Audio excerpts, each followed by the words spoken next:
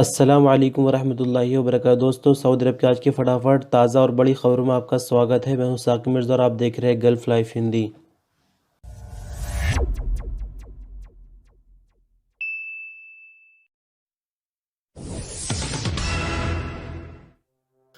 सबसे पहले आज के इस न्यूज़ बुलेटिन की सबसे बड़ी खबर मदरसे के हवाले से। सऊदी अरब के सभी शिक्षण संस्थान, चाहे वो प्राइवेट सेक्टर हो या फिर गवर्नमेंट सेक्टर हो, को ऑनलाइन पढ़ाई जारी रखने की शाही मंजूरी दी गई है। मिनिस्टर ऑफ एजुकेशन हमद अली शेख ने कहा कि सभी सरकारी व प्राइवेट स्कूलों के अलावा यूनिवर्सिटीज़, कॉलेजेस और इंस्टीट्यूट में ऑनलाइन पढ़ाई जारी रखने की शाही मंजूरी दी गई है। सभी गवर्नमेंट और प्राइवेट एजुकेशन सेक्टर तय किए गए नियमों के तहत पढ़ाई का ये साल ऑनलाइन ही पूरा करेंगे। उन्होंने आगे कहा कि सऊदी अरब में कोरोना अभी कंट्रोल से बाहर है और हालात लगातार ख़राब होते जा रहे हैं। इसी के चलते ये फैसला लिया गया है कि ऑनलाइन पढ़ाई का सिलसिला अभी जारी रखा जाए। आपकी जानकारी के लिए थोड़ा सा बता दें कि शाही मंजूरी का मतलब ये होगा, किंग सलमान की तरफ से ये पाबंदी लगाई गई है, जिसमें किसी भी तरह का फ़िलहाल तो कोई बदलाव होने की उम्मीद नहीं है, लेकिन अगर कोरोना कंट्रोल हो जाता है सऊदी अरब में तो फिर बदलाव हो सकते हैं।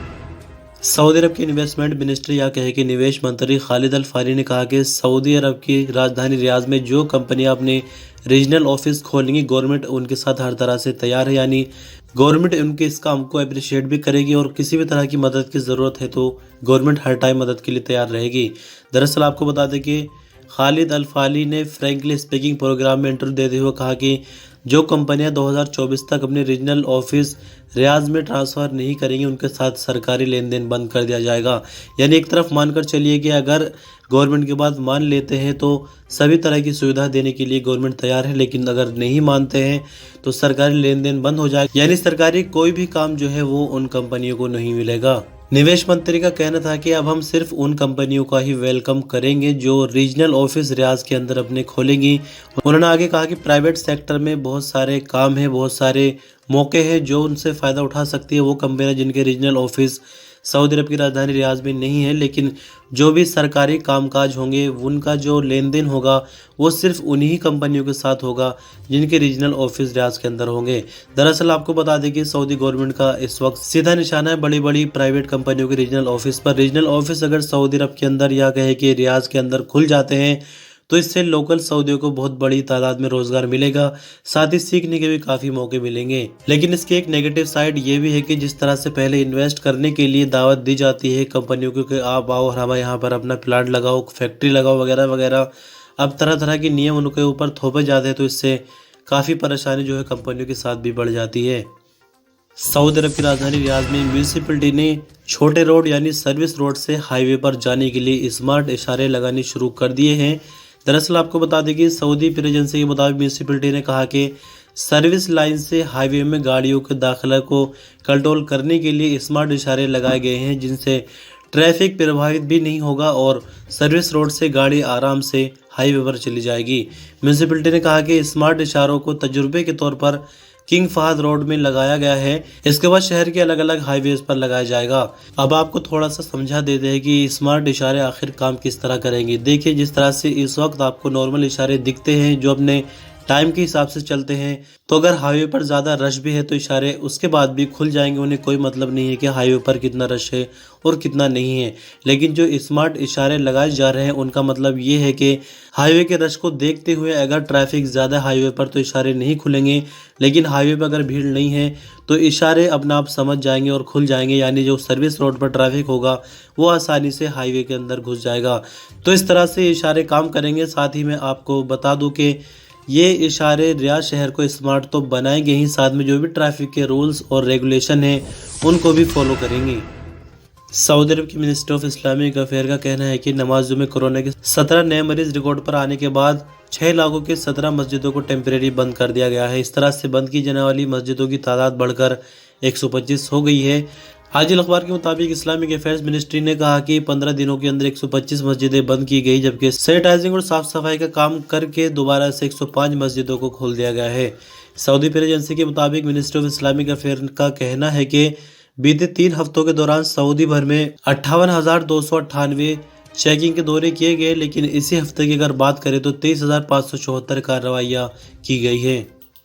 सऊदी अरब की मौसम विभाग का कहना है कि मंगल को सऊदी अरब के 12 इलाकों में गरज चमक के साथ बारिश होने की उम्मीद है। अखबार 24 के मुताबिक मौसम विभाग का आगे कहना है कि मंगल को जाजा, नासिर और बाहा में तेज़ हवाएं चलेंगी और गरज चमक के साथ मध्यम दर्जे की बारिश हो सकती है। बारिश का सिलसिला मक्का मुकर्रमा, Medina Munawwara, Riyadh, Qassim, Hail, Eastern Region, Northern Border Region, Al Jouf तक पहुंच जाएगा। तबूक के कई जगह भी इसकी लपेट में होंगी। टेम्परेचर के हिसाब से अगर बात करें तो मौसम विभाग का कहना है कि मंगल को सऊदी अरब में सबसे ज़्यादा टेम्परेचर यानी 31 डिग्री सेंटीग्रेड शरवरा में होगा, जबकि सबसे कम टेम्परेचर यानी 5 डिग्री सेंटीग्रेड अल क़रियात में होने की उम्मीद है। सऊदी अरब में बीते 24 घंटों के दौरान कोरोना के 327 मरीजों की पुष्टि हुई है, जबकि 318 नई रिकवरी भी रिकॉर्ड की गई है। 5 नए मरने वालों की खबर के साथ ही कुल मरने वालों की तादाद बढ़कर 6,466 हो गई है। फिलहाल सऊदी अरब में एक्टिव केसों की संख्या 2,455 है, जिनमें से क्रिटिकल केस 457 है, जिनकी हालत नाजुक होने के कारण आईसीयू में रखा गया है।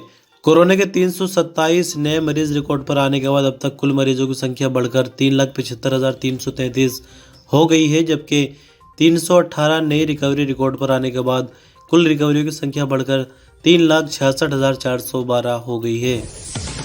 सऊदी अरब के दम्माम में किंग अब्दुल अजीज बंदरगाह की कस्टम अधिकारियों ने शराब तैयार करने के लिए इस्तेमाल होने वाले कच्चे माल की बड़ी खेप पकड़ ली है। सऊदी प्रेस एजेंसी के मुताबिक कस्टम विभाग ने कहा कि शराब तैयार करने में इस्तेमाल किए जाने वाले कच्चे माल की जो तादाद है वो 77,482 लीटर है।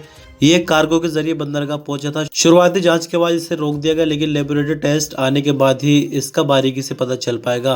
कस्टम विभाग ने आगे कहा कि कार्गो वसूल करने वालों को पकड़ने के लिए उसे जानबूझकर रिलीज किया गया था, लेकिन उसके बाद वसूल करने वाले को भी पकड़ लिया गया है। फिलहाल जिसके नाम पर यह कार्गो आया था उसको गिरफ्तार करके नारकोटिक्स विभाग के हवाले कर दिया गया, ताकि आगे की कार्रवाई और पूछताछ हो सके। इस हवाले से एक वीडियो भी है, आप चाहे तो देख सकते हैं। मिनिस्ट्री ऑफ हेल्थ की तरफ से आगे कहा गया है कि इन इलाकों में रहने वालों से खासकर अपील की जाती है कि एसओपीज की पूरी तरह से पाबंदी करें। इसमें हम सभी की भलाई है और कोरोना पर इसी से कंट्रोल पाया जा सकेगा। बाकी वैक्सीन का काम जारी है, लेकिन लोगों को चाहिए कि खुद और आसपास के लोगों को बचाव के लिए एसओपीज का पालन करें। और खबरों के अंत में आज आपको एक और टूरिस्ट प्लेस दिखाएंगे। टूरिस्ट प्लेस तो है ही, साथ ही आप देख सकते हैं कि फुटबॉल का ग्राउंड लोगों ने अपनी मर्जी के मुताबिक ही बना लिया है, क्योंकि अभी गवर्नमेंट की नज़र यहाँ पर नहीं है। गवर्नमेंट की तरफ से कोई सुविधा भी नहीं दी जा रही है, तो लोगों ने अपने हिसाब से ही फुटबॉल का ग्राउंड यहाँ पर बना लिया है। हम बात कर रहे हैं जाजान के अल-हसर पहाड़ी के इलाके की। सऊदी फोटोग्राफर अब्दुर्रहमान मफरा अल हरेसी ने इस ग्राउंड की शानदार तस्वीरें शेयर करते हुए ट्विटर यूज़र को हैरान कर दिया है। आप भी तस्वीरों के माध्यम से देख सकते हैं कितना दिलचस्प यहाँ का नज़ारा है, क्या यहाँ की खूबसूरती है, और ग्राउंड को भी आप देख सकते हैं। बाकी अभी खबर में यही है कि गवर्नमेंट की तरफ से कोई ख़ास अभी नज़र यहाँ पर नहीं रखी जा रही है। लोग खुद ही यहाँ पर आते हैं और अपना एंटरटेनमेंट कर लेते हैं। तो इस तरह से दोस्तों खबरों का सिलसिला यहीं तक। वीडियो में एक छोटा सा लाइक ज़रूर कर देना, छोटी सी रिक्वेस्ट आपसे। वीडियो को चाहे तो शेयर कर सकते हैं, चैनल पर नए तो सब्सक्राइब करके बेल बटन दबाकर ऑल पर भी क्लिक करें, ताकि इसी तरह की इन्फॉर्मेटिव वीडियोज़ रोजाना आप तक पहुँचती रहे। आप वीडियो पर अंत तक बने रहे। आपका बहुत बहुत शुक्रिया। अल्लाह हाफिज़।